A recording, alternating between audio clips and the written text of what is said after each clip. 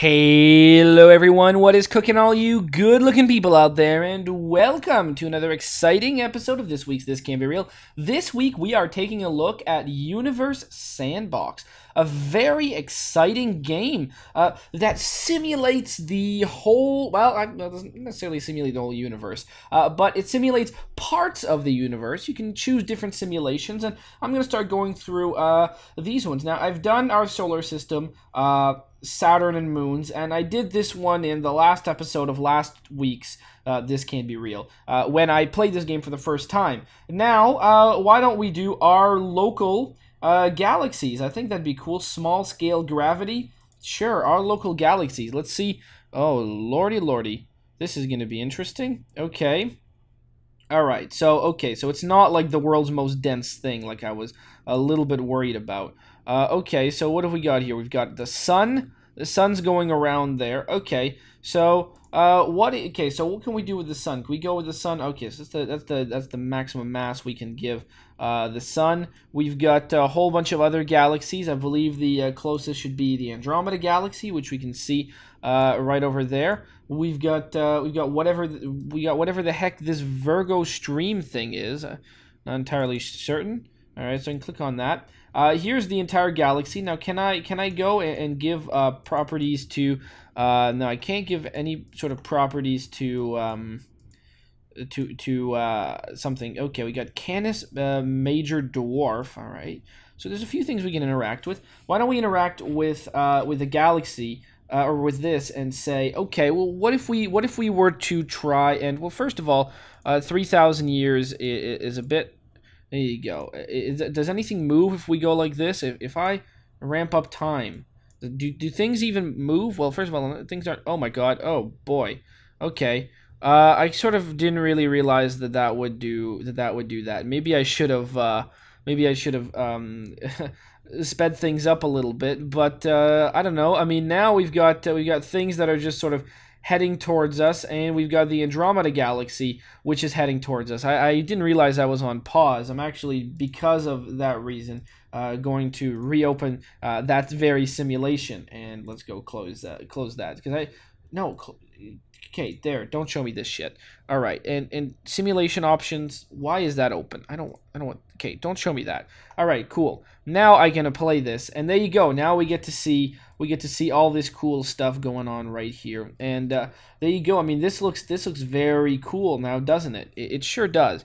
Let's go up a little bit faster. Let's go. What speed do I really like? Okay, so we got something just getting ejected right off the bat. And we've got our sun going around and around. Let's go make it about 100,000 years. All right. So every like frame is like 100,000 years, or every cycle is 100,000 years, which is pretty darn crazy. This thing goes right in the middle and then just gets crazily ejected outwards.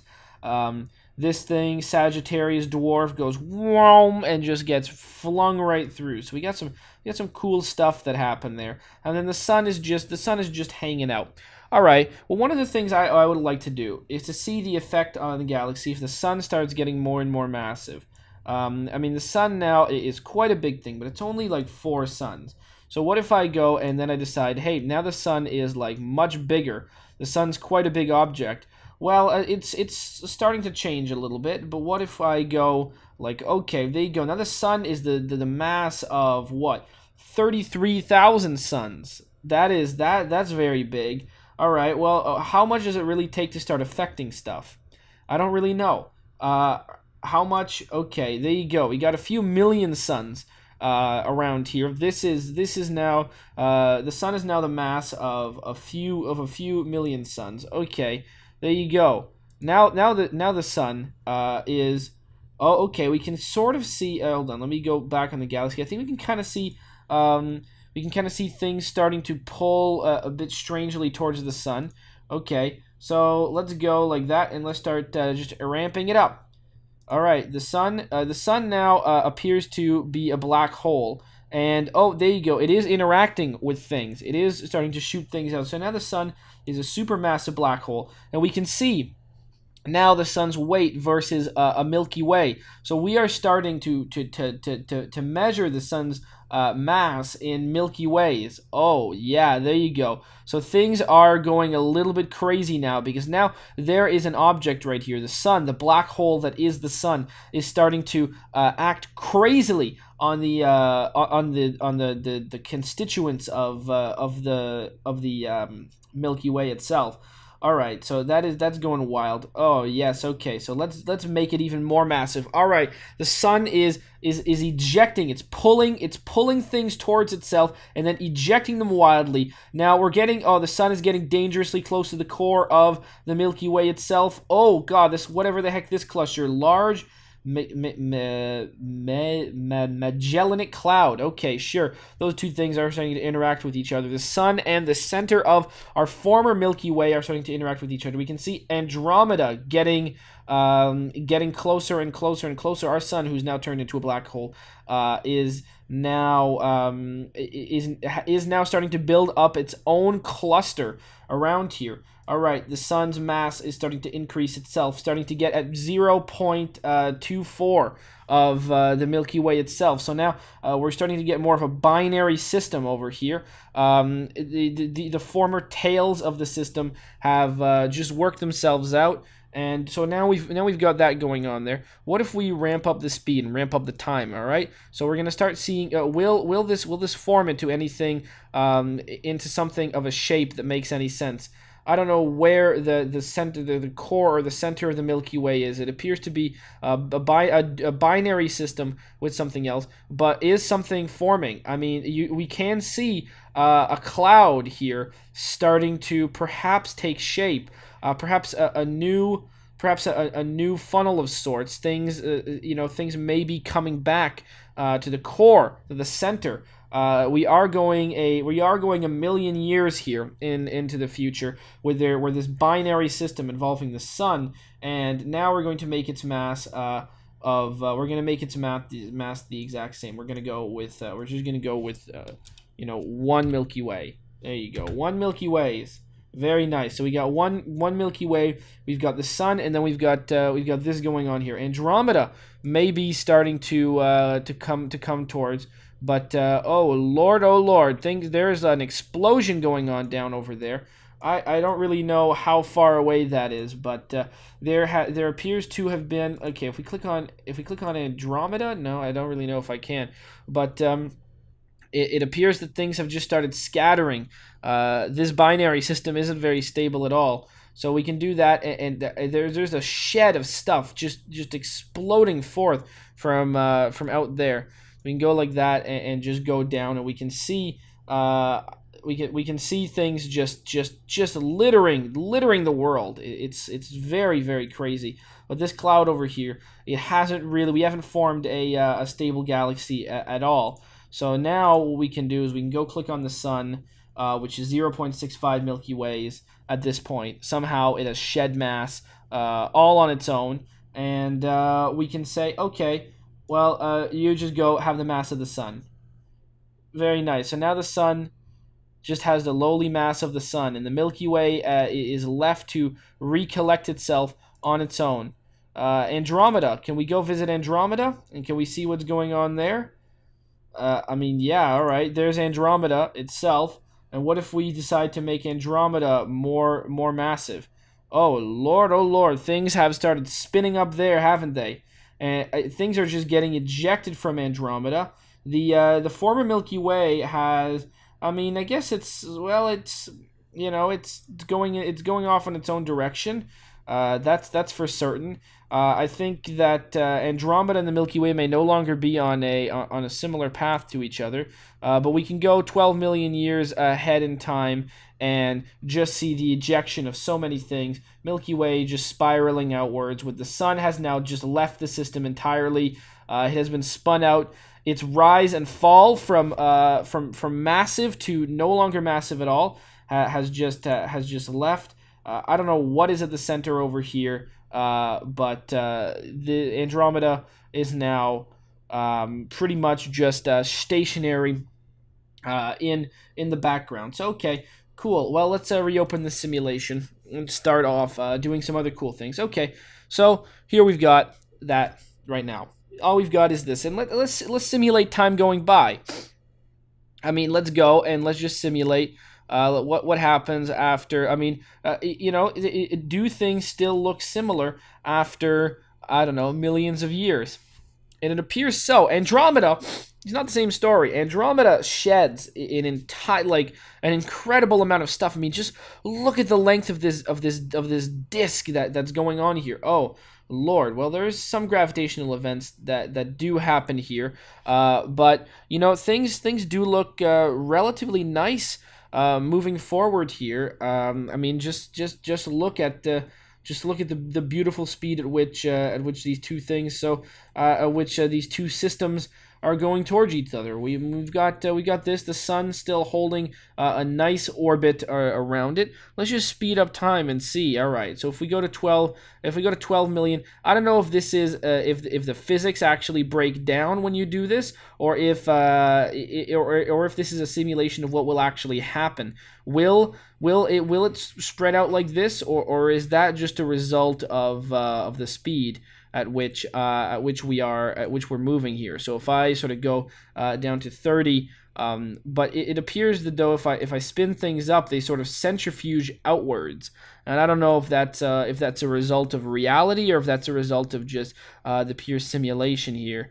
And it may be a result of the simulation. I'm unsure of that. Now, Andromeda and the Milky Way should eventually, at one point, sort of connect or sort of expulse or sort of I don't know. Like, okay, you can see that that we are traveling downwards at a high speed, because you can see the sun is sort of doing a corkscrew motion, so you can see that we are indeed traveling. If we go over to Andromeda itself and see what kind of interactions can we have. Andromeda really doesn't seem like it's doing so hot right now. I mean, I don't really know. I can't really tell, but Andromeda just doesn't look very good. Let's go to like 15 minutes and we can see. Well, in 15 minutes, what are we doing here like this? If we want to go to like 300,000 days. There you go, and we can see Andromeda doesn't look so good. So let's just go check out what Andromeda looks like in this simulation. And there you go. So we got Andromeda over here. Yeah, okay. So Andromeda looks very different. So let's go check out the life of Andromeda and what exactly happens to it, because something does happen to it. In all our simulations, Andromeda starts really ejecting things quickly. And I want to know what the deal is. What happens? What is happening to Andromeda that is causing it to just start doing things? Okay, so Andromeda just naturally starts having a mass ejection of just particles. I mean, there's a lot swirling around here in the middle. Let's go make time go up a little bit quicker. So we've got one of our first major ejects, and then, I mean, it just kind of starts it just falls apart right there. We just witnessed it kind of just exploding, and now the core is moving along. It's not dragging the rest, and it forms this long arc. And I don't really know what it is. I mean, is it a result of this? No. Is that a... I don't really understand what exactly this is. Is this like is this... I don't know what this is. It has a lot of mass, but I don't really know. I don't really understand what that thing is. So we can go like this, and can we see? Yeah, let's go back to like Andromeda. Can I click on something over there? Okay, so we've got that, and I want to go check out like Andromeda or something. Is there? I now I'm wondering myself if. Oh my God! Just look at the swirl here. I'm wondering. It looks like something really massive just shot through the middle of the Andromeda galaxy when it was over here and just completely screwed it up. It looks like it was saying a galaxy, but it may be a black hole that it was traveling super fast. But now, okay, we can see this. But now if we go to our own galaxy in this simulation, we can see our own Milky Way. Also, something very strange has happened to it while we were gone. In this version of the simulation, something has just shot through it, and look at this. Look at this big ejection that has just happened here, and the sun's orbit is no longer the way it should be. Oh Lord, something very strange is going on with our own time. So without interfering, very crazy things start happening. I think we have some definite interference by very massive objects coming to our future. I don't know if these things are happening in real life, but you know, there you go. We're getting closer. We're getting a very off kilter orbit here. Wow, this is pretty wild. Well, why don't we just take our sun and decide to say, hey, how about our sun just becomes the mass of, like, I don't know, let's say, oh no, 2 million's not enough. Of like, whoa, there you go. We got like, there you go. Beautiful. Our sun is now 1.6 Milky Ways, and then our sun is like 3 Milky Ways. So our sun is, I don't know where our sun is. There's our sun. All right, so yeah, our sun is like super massive and is going to reclaim, let's hope, is going to reclaim all of this stuff here. Let's go find the sun's new, okay, 9 Milky Ways. Oh Lord, we are seeing an ejection here. Okay. And the sun has now well, I mean, oh wow. And well, Andromeda is, you know, is going at it at, I don't know, maybe a high speed. Let's go see what happens in time. Oh wow, okay.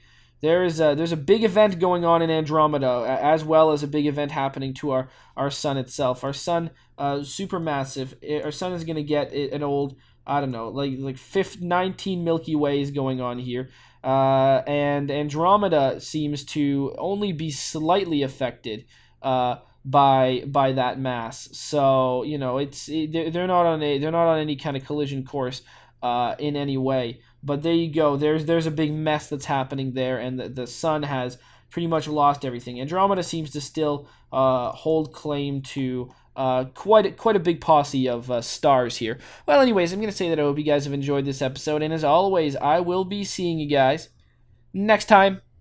Aw yeah. Cue the royalty-free music. 3, 2, 1, go. Come on everybody, get on your feet. Stand up, look at the screen and repeat. I'm gonna like, rate, comment, and subscribe. I love watching Athervids all of the time. Thanks for dropping by and spending the time. Hope you've enjoyed, and let's get on with our lives. Oh yeah. Thanks to Kevin MacLeod for these awesome beats. Woo yeah. Have a good one.